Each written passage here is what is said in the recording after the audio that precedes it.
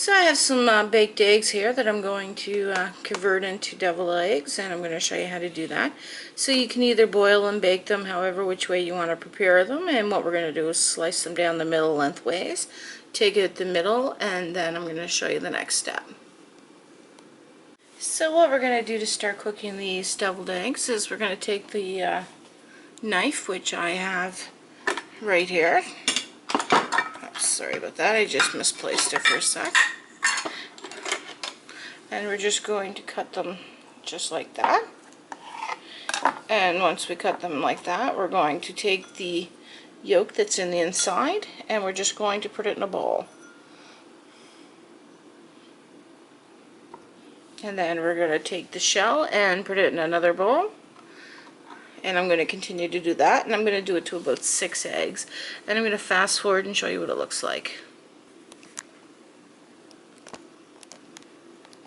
Okay, so as you can see, I have the eggs cut in half and the yolks taken out.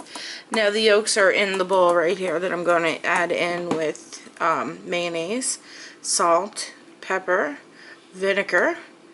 Then I'm going to put paprika on the top, and as well as yellow mustard powder. And I'm just going to skip to the next step and show you what we're going to do.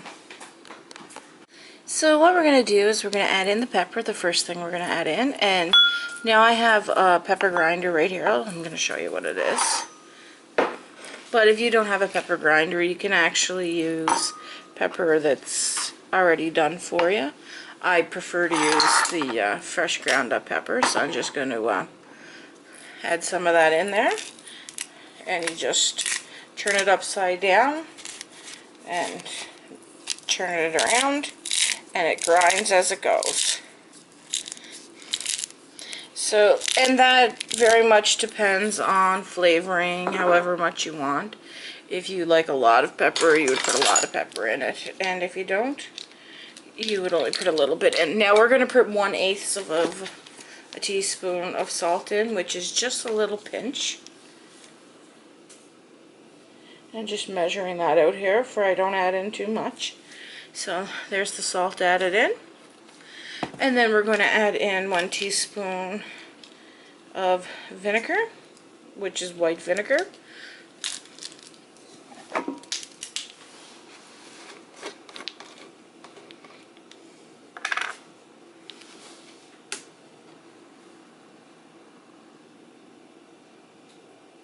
There's the 1 teaspoon of vinegar. And now we're going to do 1 teaspoon of mustard powder. And it's yellow mustard powder that we're using today. And then 1/4 of a cup of mayonnaise. So I just have to open the mustard powder. I haven't used it. It's a fresh bottle I just bought today. Actually, I didn't buy it. My homesteading buddy Warren, who has Fat Man Cooking, he actually picked it up for me. So check out his page, and I'll put a link. Okay, so we have our 1 teaspoon of, and we're going to add that in.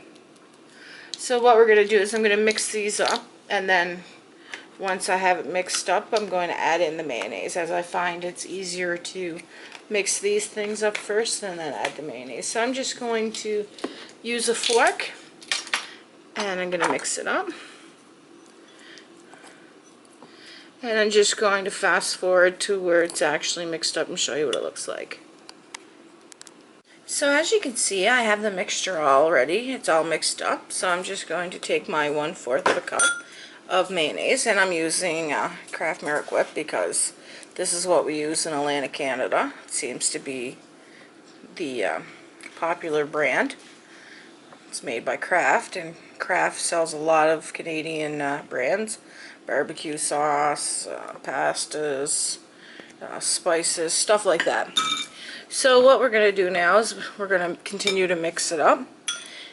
And once it's mixed up, I'm going to show you what I'm going to do next. So just going to fast forward for you don't have to watch completely mixing it up. And once I have it mixed thoroughly, I'll bring you back and show you what it looks like. So this is what the mixture looks like. Now if you don't have a fancy attachment to add it back into the egg, you can do it with a spoon. But I have an attachment right here that I got at the dollar store, and it's usually used for icing. I haven't used it yet. I'm going to use that tip. It was $1, so it wasn't very costly. And I'm just going to skip to the next part and show you how to do that. So what I'm going to do is I'm going to take my attachment, which has a hole there, and I'm going to fill it up with the eggs or mixture. I was going to call it the solution. I don't know why I was going to call it that. And then I'm going to use this to put it back into the shell of the egg.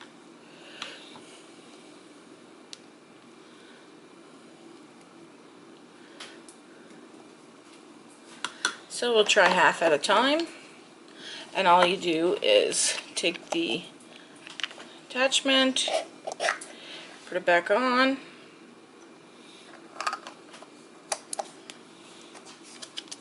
just take a sec, I'm definitely new at this. Okay, so I'm just going to fast forward and get the eggshells and show you what it looks like. So I'm going to try the first egg. I should have tested it, but I didn't. So we're doing this together at the first time with each other. And as you can see, it's starting to come out.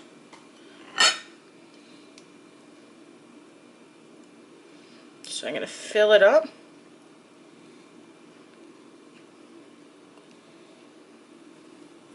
Move to the next one.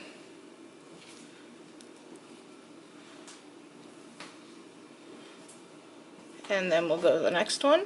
And it does make it quick, easy, and definitely convenient to do it this way. It cuts down on my mess because I'm very clumsy. Anybody that watches my page might understand that I'm kind of clumsy. And this does help with filling it back up. So I'm going to continue to fill them up and show you what it looks like once they're all done. So as you can see, the deviled eggs look exactly like they're supposed to. So the last final step is to take the paprika and we're just going to garnish them. And you just want to lightly sprinkle it over. You don't want too many or too much. And you just tap the container, and when you tap the container, it comes out perfectly. So these are my deviled eggs made on a low budget, and if you are going to a potluck or anything like that, you can whip them up and take them, and everybody will enjoy. And if you like this video, subscribe, click the like button, and watch for other videos and see what I'm cooking next. Thanks for watching.